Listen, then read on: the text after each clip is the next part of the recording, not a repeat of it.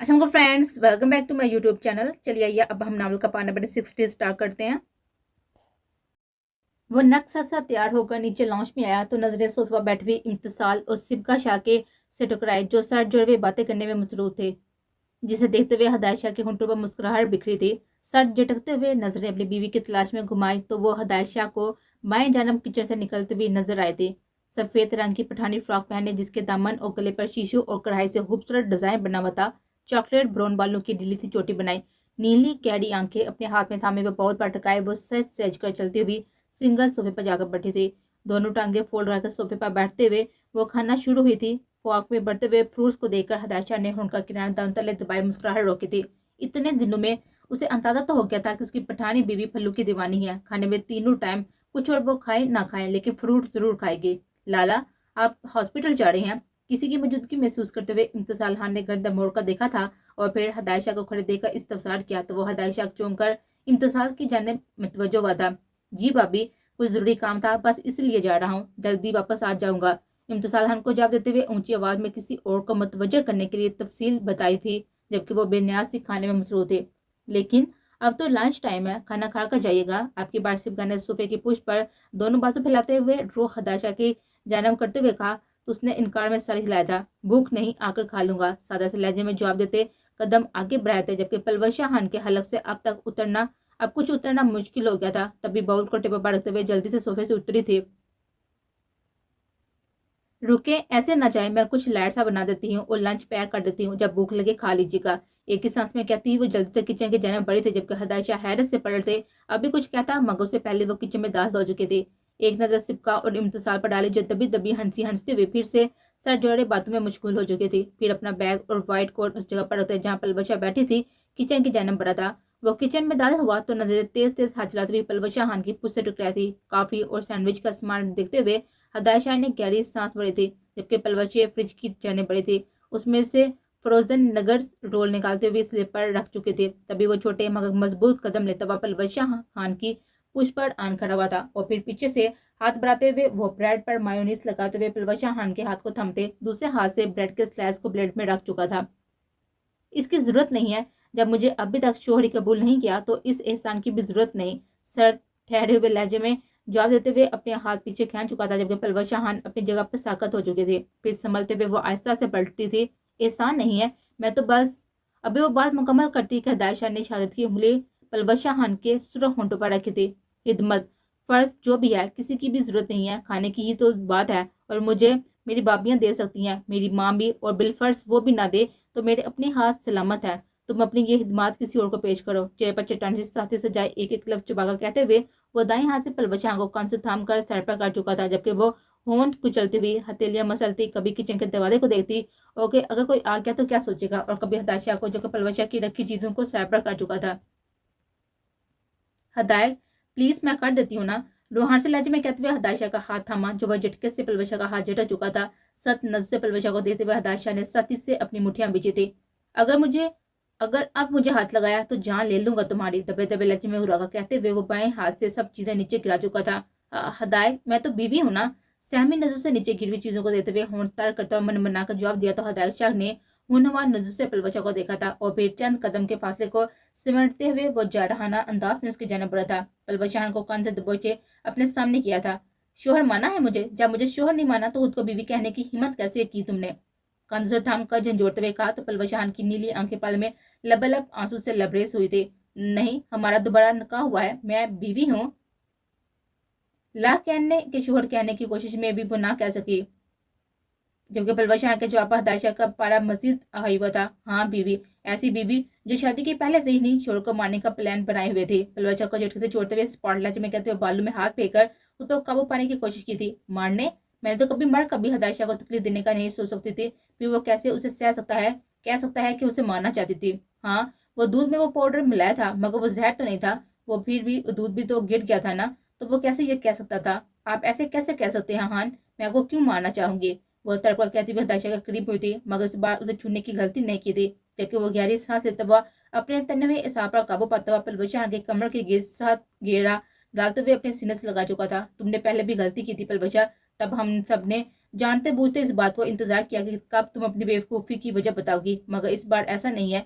इस बार अगर तुमने कोई गलती की या मस्जिद को छुपा कर कोई हमाकत की और इससे किसी को जरा सा भी नुकसान हुआ तो यकीन मानो अपने हाथों से तुम्हारी जान ले लूंगा। ठिठरा देने वाले लहजे में कहता हुआ वो पलवशान की सांसें खुश कर चुका था। नहीं, मैंने कपकपाते होंठों से टूटकर लफ्ज फिसले थे, जबकि हदायशा अपना बायां बाजू हाथ पलवशा के गाल पर टकाते हुए अंगूठे से पलवशा हान के कपकपाते होंठ को सहलाने लगा था। गहरी नीली आंखें पलवशा हान के हवाइयों और चेहरे पर रुकी थी, जबकि वह सांस रोके फटी आंखों से अपने होंठ पर हरकत करते हुए हदायशा के अंगूठे जो को देखती और कभी पलकों की झालर उठाए हुए हदायशा के स्पार चेहरे को। मुझे शोहर मानती हो या नहीं?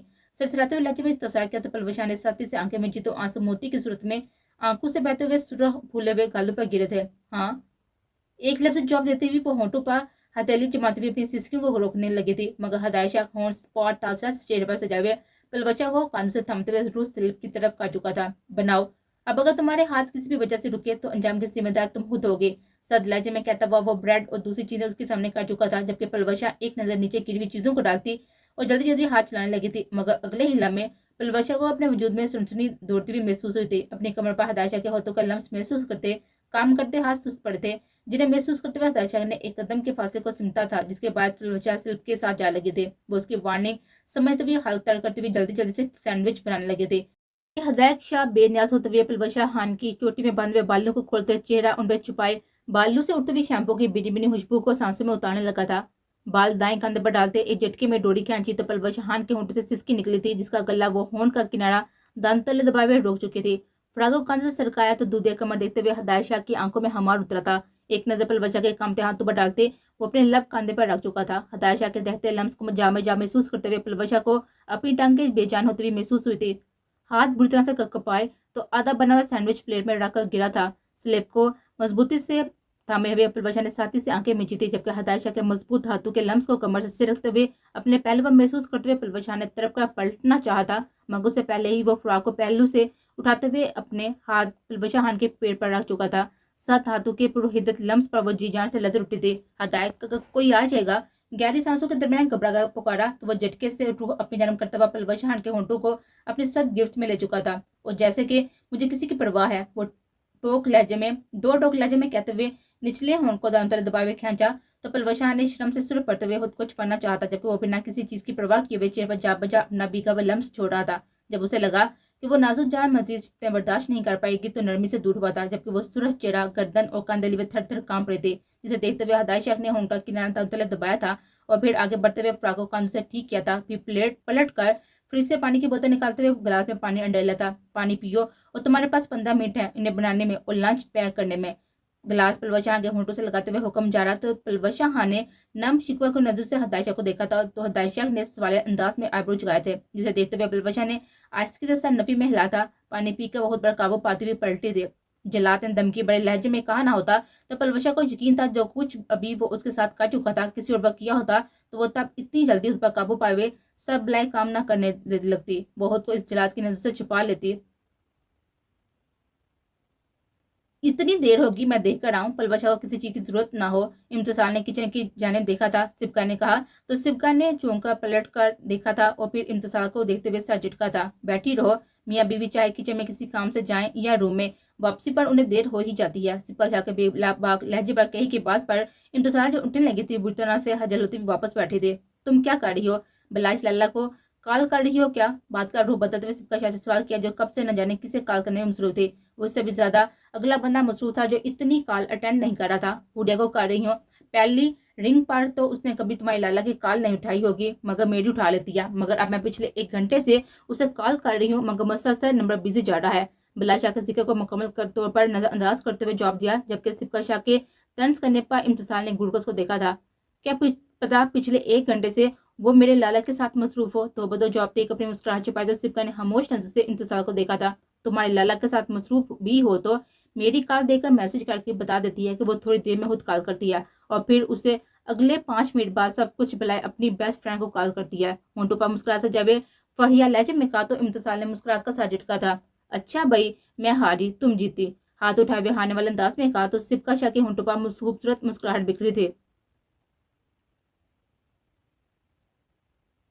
दादी यार क्यों जाना है आपने? अब आपकी उम्र घर बैठकर आराम करने की या ना कि दूसरे गांव जाकर लोगों के मसाइल हल करने की। अरमान खान ने झंझला कर कहने पर दादी ने ग्लूकोज को देखा था, जबकि अरमान खान का बस नहीं चल रहा था कि इस मुलाजिम का सर फाड़ दे जिसने दादी को दूसरे गांव के सरपंच की कार के बारे में बताया। दूसरे गांव में किसी जवान लड़के का खून हुआ था और अब मकतूल के घर वाले खून बहा में लड़की मांग रहे थे, जबकि किसी लड़के पर इल्जाम था जिसका कहना था कि उसने खून नहीं किया, मगर फिर भी सब उसे कातिल समझते थे तो वो अपनी जमीन और पैसे देने को तैयार है, मगर अपनी बहन को नाकर्दा गुनाहों की सजा भुगतने नहीं देगा। मामला पेचीदा था तो गांव से सरपंच ने जरगाम खान से रब्ता करने की कोशिश की थी। वो गांव नहीं था तो उसने दादी से रब्ता किया था और अब वो जल्द अज जल्द वहां पहुंचकर ये मामला समेटना चाहते थे। बरहोदार वली खान ने अपने कंधों पर 2 जवान बेटों के जनाजे उठाए हैं। अपनी बेटी को बड़ी जवानी में बेवा होते हुए देखा है। कई साल सामने और पूछ पर छुपे हुए दुश्मनों से तुम लोगों की हिफाजत करके तुम लोग को तुम्हारे कदमों पर खड़ा किया है, गांव के लोगों की हिफाजत की है। और वली खान अब भी इतनी ही हिम्मत व हौसला रखता है। और यहाँ बात किसी की बेटी की है और बेटियां तो सबकी सांझी होती हैं, इसलिए अपने अफलातू दिमाग को लगाम डालो और मेरा रास्ता छोड़ो और सलवा बेटी कहीं घुमाने लेकर जाओ। सतलज में अरमान खान के तबीयत साफ करते हुए सोफे पर बैठी हुई सलवा शाह के सर पर हाथ रखते हुए कहा तो अरमान खान ने मुंह बसोड़ते हुए सर इस बार में हिलाया था, जबकि सलवा ने सर झुकाए हुए मुस्कुराहट जब्त की थी। वो दोनों इस वक्त डेरे पर मौजूद थे। अरमान खान घर था, जबकि उसे पता था कि दादी जा रही हैं, इसलिए वो आते हुए सलवा को भी साथ ले आया था ताकि वो भी इमोशनल ब्लैकमेल करके दादी को रोके, मगर वो तो चुपचाप सर झुकाए बैठी थी। सलवा शाह के सर पर प्यार देते हुए अरमान खान को सख्त नजर से घूरते हुए दादी बाहर जाकर गाड़ी में बैठकर वहां से रवाना हो चुके थे, जबकि उनके जाते ही अरमान खान ने तेज नजर से सलवा शाह को घूरा था। उठे मैडम, आपको सैर करा कर लाऊं। दांत को चुपचाकर कहा तो सलवा शाह ने आबरू झुकाकर अरमान खान को देखा था, फिर अपनी शाल ठीक करते हुए शाह ने बेनियाजी से उठते हुए अरमान खान की कार की जानिब बढ़ी थी। वो जीप का दीवाना था, मगर सलवा शाह के साथ सफर करने के लिए वो अपनी दीवानगी को छोड़ चुका था। वो अपनी बीवी को लोगों की नजरों का मरकज नहीं बनाना चाहता था। सलवा शाह को फ्रंट सीट पर बैठते हुए और ठाक की आवाज से दरवाजा बंद करते देखकर अरमान खान खुद पर जब्त करता हुआ तेज कदम लेता हुआ कार की जानिब बढ़ा था। हम कहाँ जा रहे हैं? अरमान खान के जन्म देते हुए सादा से लहजे में इस्तफसार किया तो अरमान खान ने घुड़कर सलवा शाह को देते हुए स्पीड मजीद बढ़ाए थे।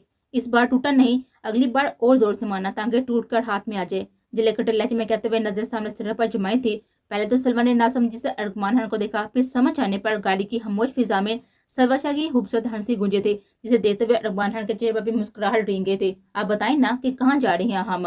सर, अरमान खान के कान से टकाते हुए कहा तो अरमान खान ने अपना बायां बाजू सलवा शाह के कान के गिर्द हाल किया था। गांव से निकलते जाएं तो मेन रोड पर अब एक न्यू कैफे खुला है, सुना है वहाँ का चीज केक और काफी बहुत मजे किया है, तो बस फिर आज वहां पर चलते हैं। बाकी लाला लोग आ जाएं तो सब मिलकर घूमने का प्लान बनाते हैं। सादा से लहजे में जवाब देते हुए काफी गाड़ी की स्पीड कम करनी चाहिए थी, मगर अगले ही लम्बे अरमानों को जैसे झटका लगा था। धड़कते दिल के साथ ही ब्रेक पर पाँव दबाव दिया, मगर जब ब्रेक ना लगा तो अरमान खान के चेहरे पर साया सा लहराया था। नरमी से सलवा शाह को हुस्से लाग किया था और आगे जाने की बजाय दाएं जानब मोड़ काटा था। स्पीड कम नहीं हो रही थी और ऐसे ही सर पर पीछे की जानब मोड़ काटना मुश्किल था, जबकि पीछे आती हुई बाइक्स और रिक्शा वगैरह वो देख चुका था। क्या हुआ अरमान, कहीं और जा रही हैं क्या अब?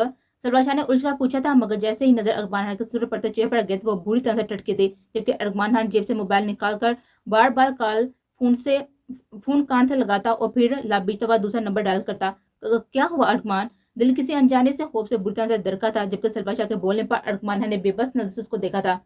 गाड़ी की ब्रेक फेल है, सबको कॉल कर रहा हूँ मगर हर किसी का नंबर मसरूफ मिल रहा है। घर के लैंडलाइन पर भी रब्ता नहीं हो पा रहा। अब मेरी बात ध्यान से सुनो, मैं कोई महफूज जगह देता हूँ और फिर हम वहां से कूद जाएंगे। ये जगह है तो कच्ची मगर खतरनाक है। सलवा शाह के चेहरे से नजरें हटाए दाएं बाएं सड़क के किनारों पर मौजूद पत्थरों को देखा था और खुद तो यहाँ भी कूद सकता था, मगर बात सलवा शाह की थी। लेकिन अरमान तड़प कर अरमान खान का बाजू थामा था, जिस पर अरमान खान ने बेसाता सलवा शाह को अपने हसार में लिया था। ये जिसकी भी हरकत है तुम्हारे हान का वादा है उस शख्स को इबरत का निशाना बना देगा। स्पॉटलाइट में कहते हुए शिद्दत से अपने होंठ सलवा शाह के माथे पर रखे थे। सीट बेल्ट खोलो, मैं अपनी खोलूंगा, अपनी खोलो सलवा, और मेरे 3 गिरने पर तुम छलांग लगा दोगे। अरमान खान की बात को सिरे से नजरअंदाज करते हुए सलवा ने पहले अरमान खान की सीट बेल्ट खोली थी। नजरें उठाए हुए नम आंखों से अरमान खान को देखा था। ग्रे नम आंखें सबसे सुर पड़ती हुई हैजल हनी आंखों से टकराई तो अरमान खान को अपने सीने में तूफान उठता हुआ महसूस हुआ और फिर 3 गिनते ही वो सलवा शाह को बाहर की जानब दिक्कत देते हुए खुद दाएं जानब कूदा था। जबकि गाड़ी कुछ फासले पर जाकर दरख्त से टकराए तो एक धमाका सा हुआ था। चकराते सर समूह से चूर होते हुए वजूद को घसीट कर उठाते हुए अरमान खान ने सलवा शाह की तलाश में नजरें दुराई दी। आग में लिपटी हुई गाड़ी से उठते हुए धुएं को नजरअंदाज करता वो आगे बढ़ा कि लड़खड़ा कर नीचे गिरा था। जमीन पर हाथ उठाकर उठना चाहा तो जमी हाथों को देते हुए अपनी बेबसी पर अरमान खान की आंखें लबलब आंसू से लबरेज हुई थे। जरगामान और आयसान ने सारी उम्र अपने छोटे हान के वजूद पर हराश भी नहीं आने दी थी और अब वो सुनसान सड़क पर जमुर से चूर पड़ा हुआ था। उसकी बीवी उसे थोड़े से फासले पर थी और यह फासला छोटे हान को सदियों का लग रहा था। लाला होंठों से तड़प कर लफ्ज अदा हुए थे। खुद में हिम्मत मजमा करते हुए वो लड़खड़ाते हुए कदमों से आगे बढ़ा था और फिर नजरें मुंह के बाद गिडवी सलवाशा के वजूद से टकराए तो अरमान हान ने तड़प कर उसके जन्म देखा था,